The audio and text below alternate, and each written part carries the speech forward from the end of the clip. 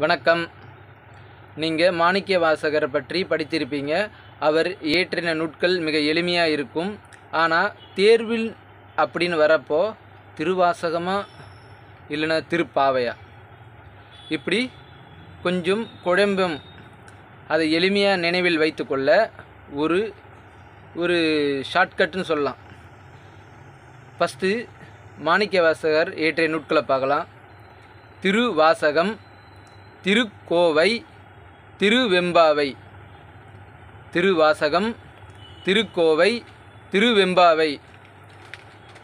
Shortcut Manikkavasagar வெளியில் எங்கு சென்றாலும் விகேவி அந்த பிராண்ட் கம்பெனியில் உள்ள காலணியை தான் அணிவார். விகேவி.